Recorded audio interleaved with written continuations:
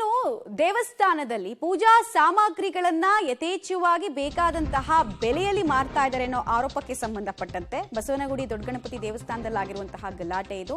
ಭಕ್ತಾದಿಗಳು ಹಾಗೂ ಮಳಿಗೆ ವ್ಯಾಪಾರಿಗಳ ನಡುವೆ ಗಲಾಟೆ ಆಗಿದೆ. ಭಕ್ತಾದಿಗಳು ಮಾಡ್ತಾ ಇರೋ ಆರೋಪ ಏನಂದ್ರೆ ಪೂಜಾ ಸಾಮಗ್ರಿಗಳನ್ನ 1 to ಡಬಲ್ ರೇಟ್ಗೆ ಮಾರ್ತಾ ಇದ್ದಾರೆ ಅಂತ ಹೇಳಿ ಗಲಾಟೆ ಶುರುವಾಯಿತು. ಕೈ ಮಿಲಾಯಿಸೋ ಹಂತಕ್ಕೆ ಗಲಾಟೆ ಹೋಗಿರುವಂತಹ ಕಹಿ ಘಟನೆ ಕೂಡ ನೋಡಿದೀವಿ. ಟೆಂಡರ್ಗೆ ಹೆಚ್ಚು ಹಣ ಕೊಟ್ಟಿದ್ದೀವಿ, ಹೀಗಾಗಿ ಹೆಚ್ಚುವರಿ ಹಣ ವಸೂಲಿ ಮಾಡ್ತೀವಿ ಅಂತ ಅವ್ರ ಮಾತು. ತೆಂಗಿನಕಾಯಿ ಅಗರಬತ್ತಿಗೆ 150 ರಿಂದ 300 ರೂಪಾಯಿಯನ್ನ ವ್ಯಾಪಾರಿಗಳು ಪಡಿತಾ ಇದ್ದಾರೆ. ಇದರಿಂದ ಭಕ್ತರು ರೊಚ್ಚಿಗೆದ್ದಿದ್ದಾರೆ. ಸೊ ಗಲಾಟೆ ಆಗಿದೆ, ಗಲಾಟೆ ವಿಕೋಪಕ್ಕೆ ಹೋಗಿದೆ.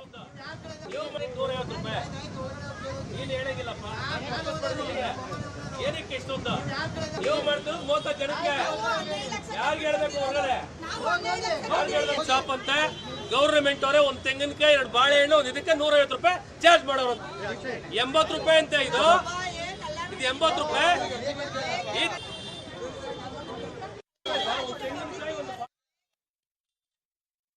ಗಲಾಟೆ ಮಾಡಿರೋದಕ್ಕೆ ನಾವು ಅಣ್ತಮ್ಮದಿರು ಗಲಾಟೆ ಮಾಡಿರೋದಕ್ಕೆ ಅವ್ರು ಇಲ್ಲಿ ಕಳ್ಸಿರೋದು.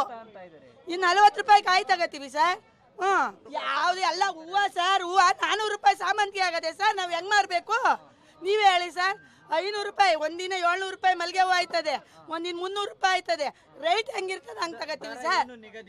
ಈಗ ಅಲ್ಲಿ ಮಾರ್ಕೆಟಲ್ಲಿ ನಾವ್ ಹೇಳ್ದಂಗೆ ಇರಲ್ಲ ಸರ್. ಬೇಕಾದ್ರೆ ಮಾರ್ಕೆಟ್ಗೆ ಹೋಗಿ